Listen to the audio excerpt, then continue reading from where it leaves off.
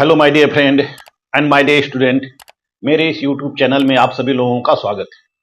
मैं आप लोगों को इस समय BA first year second semester से पॉलिटिकल थियरी एंड कॉन्सेप्ट के अंतर्गत यूनिट 5 से राजनीतिक आधुनिकीकरण पढ़ा रहा हूं, पॉलिटिकल मॉडर्नाइजेशन पढ़ा रहा हूं, जो कि बीए प्रथम वर्ष द्वितीय सेमेस्टर के राजनीति विज्ञान विषय के प्रश्न पत्र राजनीतिक सिद्धांत एवं अवधारणाओं के अंतर्गत यूनिट 5 में दिया गया है, यूनिट 5 में दिया गया है। और यह टॉपिक एमए के कंपैरेटिव पॉलिटिक्स में भी दिया गया है।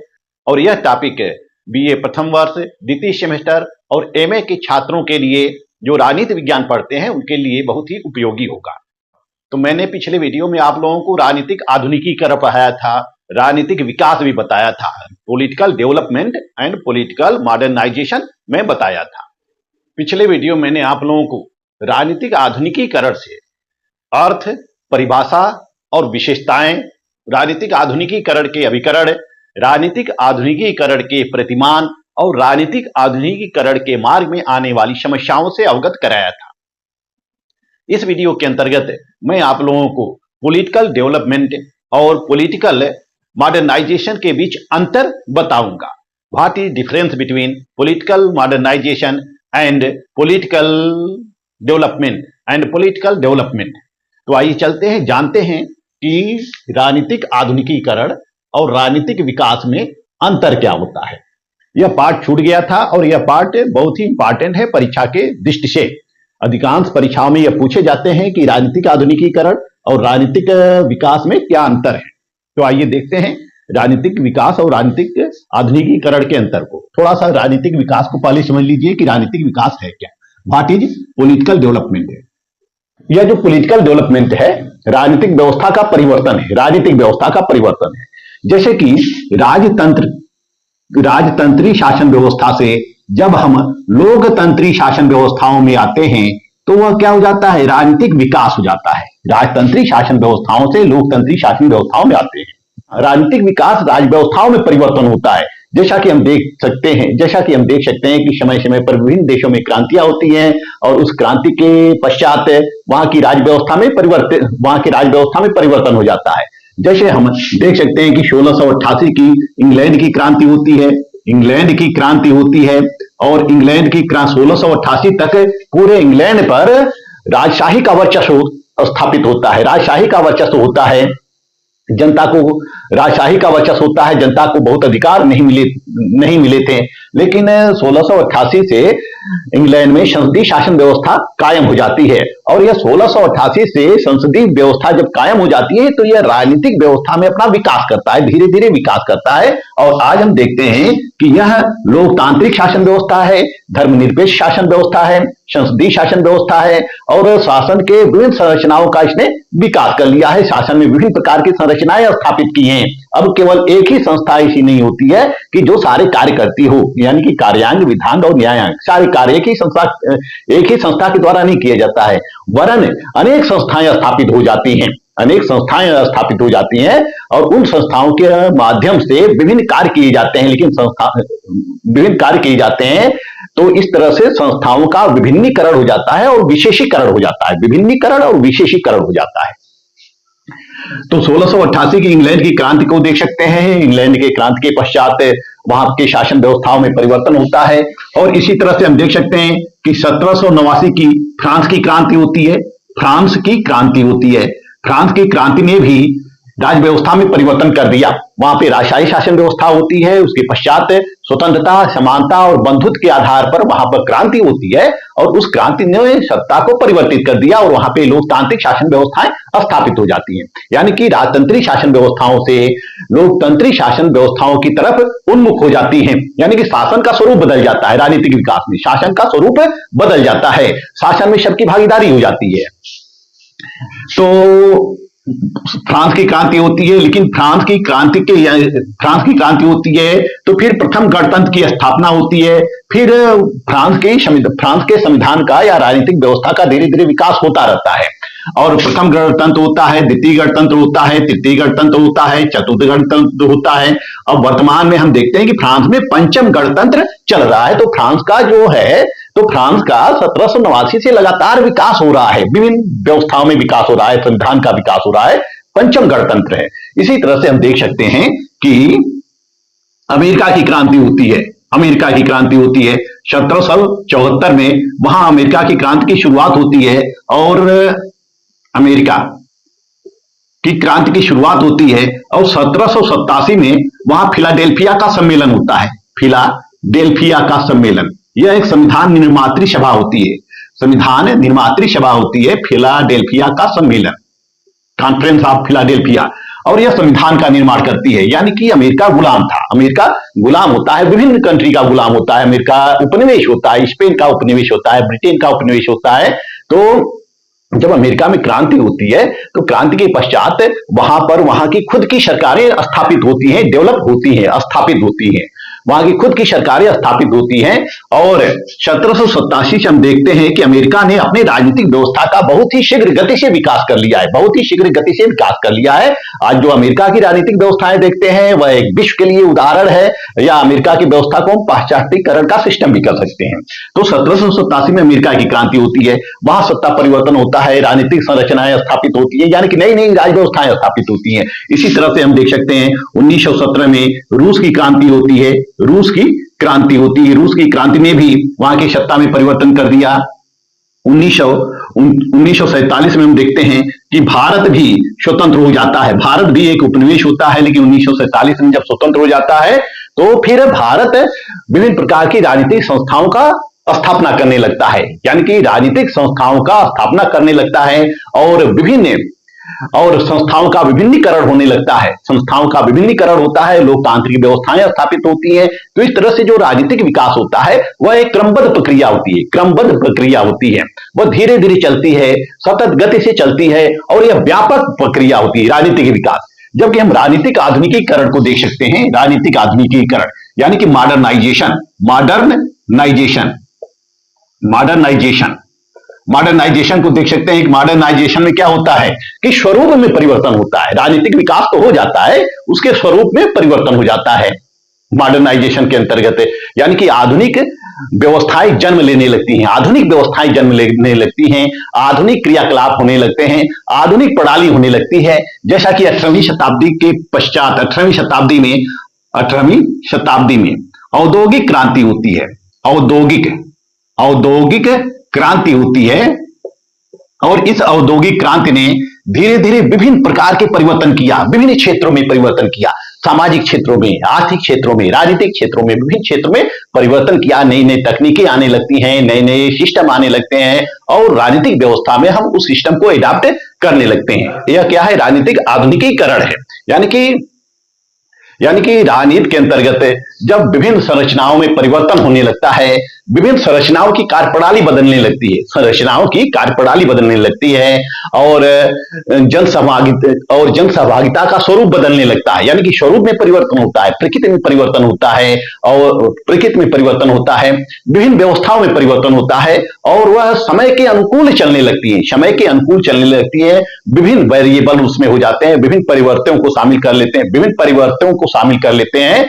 इस तरह से उस सिस्टम को हम राजनीतिक आधुनिकीकरण कहते हैं। जैसे हम देख सकते हैं कि भारत में चुनाव प्रक्रिया का विकास हो गया था, चुनाव प्रक्रिया का विकास हो गया था, यानी कि आनुपातिक प्रतिनिधित्व प्रणाली, एकल संक्रमणीय मत पद्धति, लोकतांत्रिक पद्धति, विधायकों का चुनाव, सांसदों का चुनाव, पंचायत सांसदों का चुनाव इत्यादि विभिन्न प्रकार के चुनाव होते हैं। इससे प्रणाली विकसित हो गई थी। लेकिन फिर 1998 के पश्चात हम देखते हैं कि ईवीएम से वोटिंग कराई जाती है, ईवीएम से वोटिंग कराई जाती है, यानी कि सिस्टम बदलने लगता है।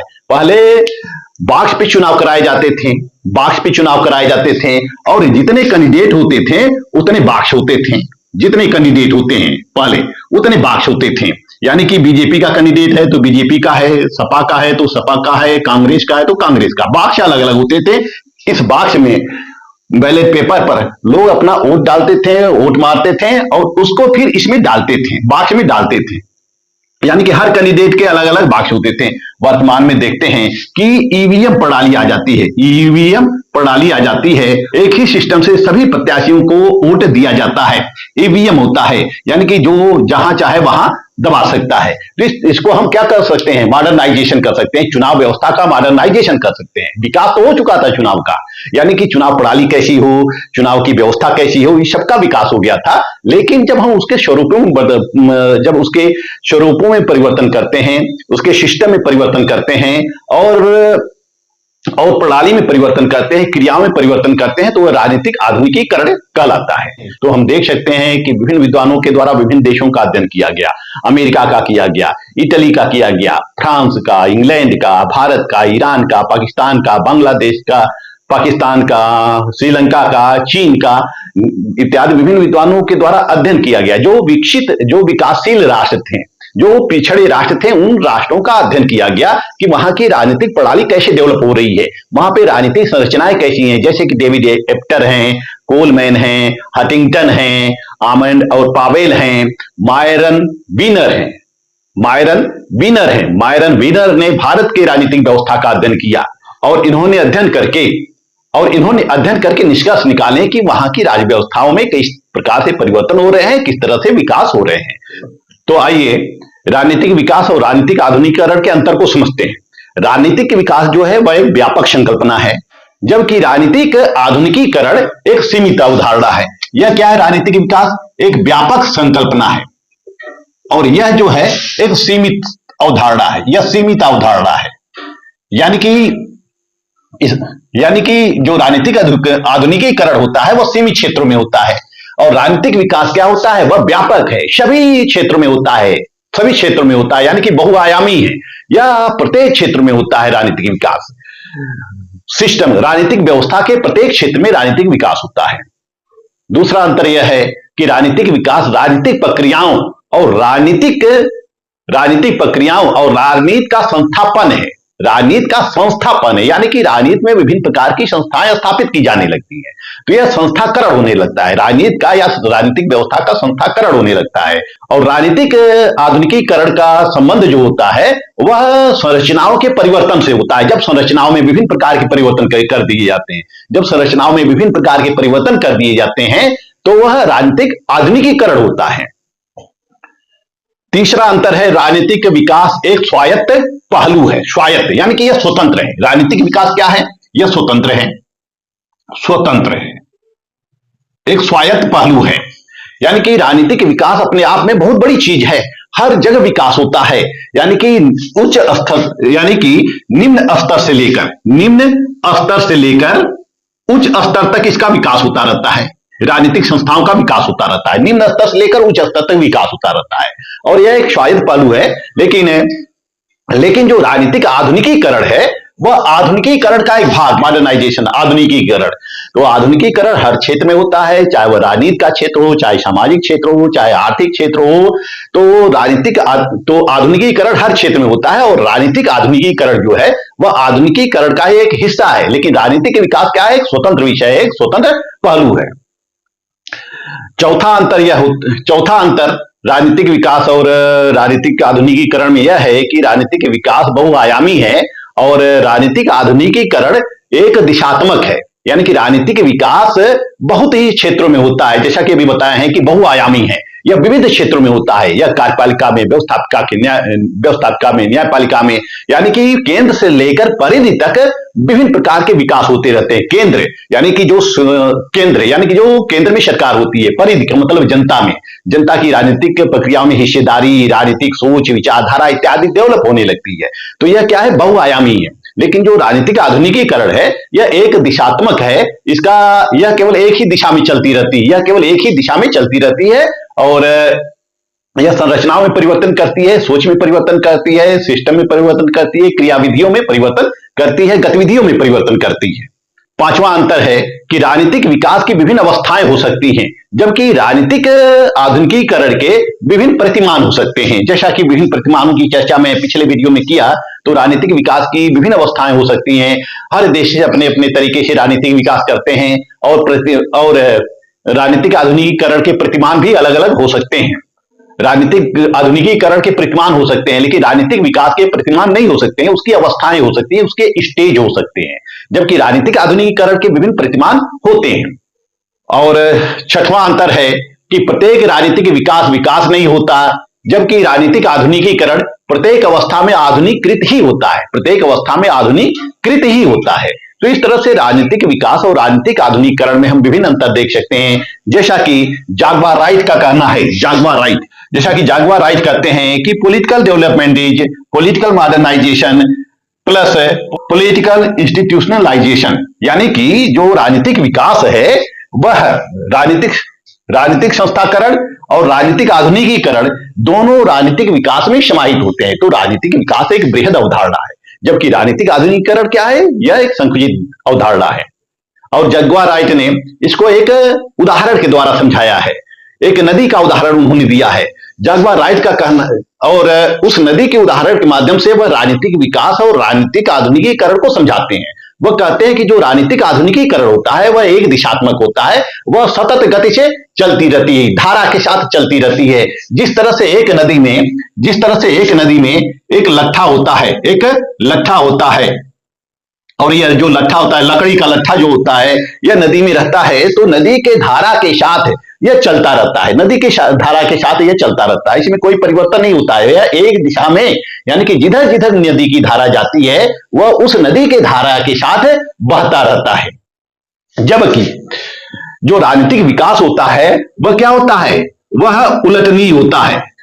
राजनीतिक विकास जो होता है वह उलटनी होता है, यानी कि राजनीतिक विकास एक स्टीमर की तरह से है, एक स्टीमर की तरह से है, एक नाव की तरह से है, जिस नाव को हम जिधर चाहे उधर मोड़ सकते हैं, धारा के विपरीत भी मोड़ सकते हैं, धारा के विपरीत भी नाव को हम मोड़ सकते हैं। यानी कि हम नदी में स्टीमर है या हमारा नाव है, स्टीमर है या नाव है, उसको जिधर चाहे उधर लेकर घुमा सकते हैं, धारा से कोई प्रभाव नहीं पड़ता है। लेकिन जो लट्ठा होता है वह धारा के साथ साथ बहता रहता है। इसी तरह से जो राजनीतिक आधुनिकीकरण है वह एक दिशा में सतत गति से होता रहता है, सतत गति से होता रहता है। जैसे समय बदलता है, परिस्थितियां बदलती हैं, वैसे वैसे नई आवश्यकताएं जन्म होती हैं, और नई आवश्यकताओं की पूर्ति के लिए नई नई वस्तुएं जन्म लेती हैं।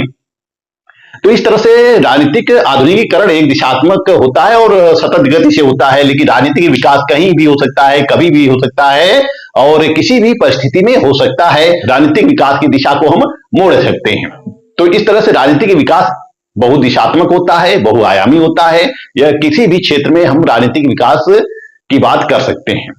जैसे हम देखते हैं कि धीरे धीरे विभिन्न देशों का राजनीतिक विकास होता है, और राजनीतिक विकास जब होता है तो विभिन्न प्रकार के विभिन्नीकरण होते हैं, विभेदीकरण होते हैं, विशेषीकरण होते हैं, और धीरे धीरे उसका आधुनिकीकरण होता है, नए नए चीजें उसमें समाहित होने लगती हैं, संरचनाओं में परिवर्तन होता है, गतिविधियों में परिवर्तन होता है, विचारधारा में परिवर्तन होता है। तो इस तरह से राजनीतिक विकास और राजनीतिक आधुनिकीकरण यह एक नहीं है, इन दोनों में व्यापक अंतर है।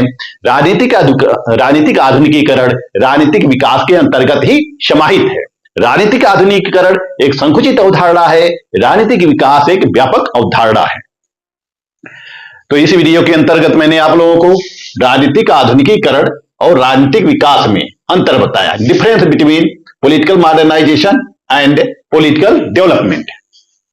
नेक्स्ट वीडियो में आप लोगों को बताऊंगा राजनीतिक सहभागिता। मेरा वीडियो आप लोगों को अच्छा लगे तो मेरे चैनल को लाइक, सब्सक्राइब और शेयर करते रहिए, कमेंट बॉक्स में कमेंट भी करते रहिए। मिलते हैं नेक्स्ट वीडियो में, तब तक के लिए धन्यवाद।